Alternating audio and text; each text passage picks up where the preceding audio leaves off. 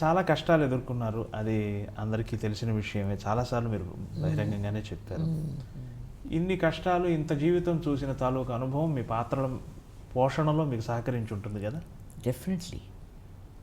When you go back in time, ఎక్కడదో ఒక అనుభవం మిమ్మల్ని ప్రేరణలోకి పెడుతుంది కదా, డెఫినెట్గా. బుచ్చమ్మ పాత్రలోనేమో ఒక అమాయకత్వం, చిలకమ్మ పాత్రలోనేమో ఒక గడుసుదనం, ఇంకొకరికి సలహా ఇచ్చే అంత చీపురుగట్ట చేతులు పుచ్చుకుని, డాక్టర్ చక్రవర్తి లాంటి సినిమాల్లోనేమో అపరిపక్వమైన మహిళ.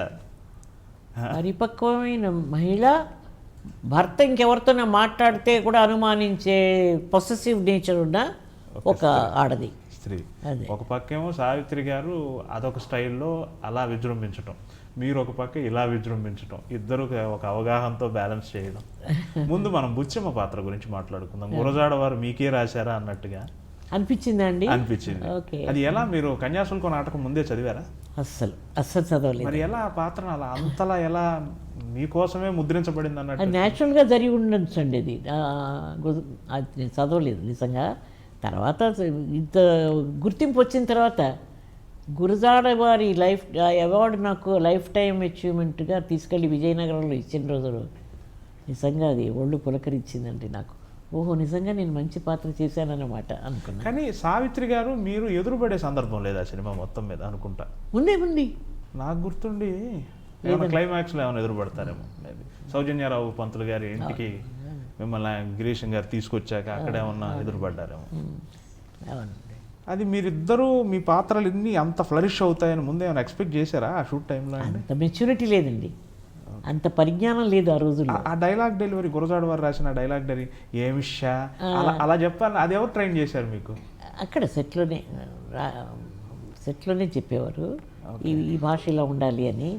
కొంచెం 5 నిమిషాల్లో నేర్చేసుకొని, నాకు I have an aptitude for languages. మీరు ఏదైనా చెప్పారనుకోండి 2 సార్లు వింటే వచ్చేసింది నాకు. ఆ శక్తి ఇచ్చాడు భగవంతుడు నాకు.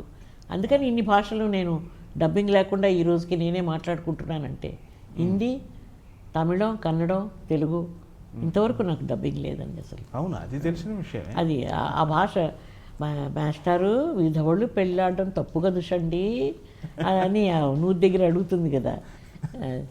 చాలా మంచి క్యారెక్టర్. రామారావు గారు ఆ వేషం వేయడం ఇట్ వాజ్ అడ్వాంటేజ్. ఈ తర్వాత పెళ్లి చేసేసుకుంటాడు కదా.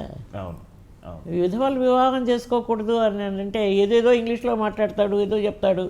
దీనికేం అర్థం కదా. మంచిగా తమ్ముడిని పెట్టుకుని వాడి ద్వారా కదా కన్వే చేస్తూ ఉంటాడు నాకు అన్ని. రామారావు గారు ముందు జగ్గయ్య గారిని అనుకున్నారండి ఆ వేషానికి. తర్వాత అదే వాంటెడ్ ఏ బెటర్ పర్సనాలిటీ అదిని రామారావు అని వేసుకున్నాను. ఆయన వేషం ఒప్పుకోవడం ఆశ్చర్యమే కదా. లొట్టిపిట్ట ఈవిడ మధురవాణి కూడా మంచి క్యారెక్టర్. మీరిద్దరూ ఒక సాత్వికమైన గుణానికి, మీరు చాతుర్యానికి. యాక్చువల్గా దేవదాసులో పార్వతి క్యారెక్టర్ నేను పోగొట్టుకున్నానని బాధపడ్డాను. నాగేశ్వరరావు గారితో ఒక ఛానల్లో నాది వాయిస్ తోటి కనెక్ట్ చేశారు వారిని. అదే ఆయన last interview in one channel recently before he passed away. నాకు తెలియదండి, జానకి గారు మిమ్మల్ని బుక్ చేశారా అన్నారు. అప్పటికి మరి ఆయన ఏదో వేరే చిన్నగా అంటే వేరే టైప్ ఆఫ్ క్యారెక్టర్స్ చేస్తున్నారు కదా. బాలరాజు, కీలుగుర్రం అలాంటి సినిమాలు. సోషల్లో ఆయన హీరో చేయడం ఆపించనే కదండి దేవదాస్. అప్పటికి ఆయన he was not very famous for any social pictures. అందుకని మిమ్మల్ని బుక్ చేశారండి, లేదనుకుంటానన్నాడు. నిజంగా బుక్ చేశారండి. రిహర్సల్స్, డ్రెస్ రిహర్సల్స్, ఓ దేవదా చదువు ఇదేనా పాట రిహర్సల్స్ అన్నీ అయిపోయి స్టిల్స్ తీశారండి. గెటప్ కరెక్ట్గా ఉందని.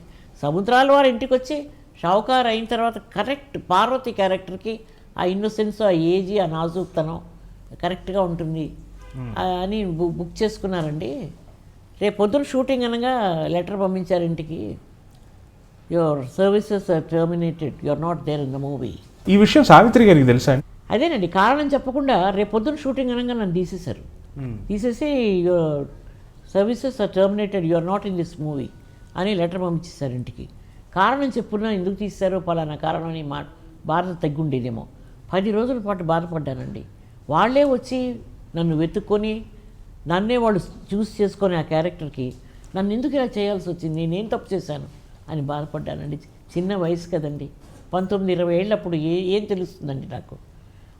ఆ బాధ పోగొట్టుకోవడానికి 10 రోజులు పట్టింది.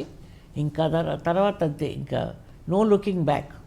అలా తమిళ్ సినిమాలు, తెలుగు సినిమాలు మొత్తం కన్నడం అన్నీ చేశాను. Hi, watch my interview with Yamuna Kishore in I dream channel. Please watch.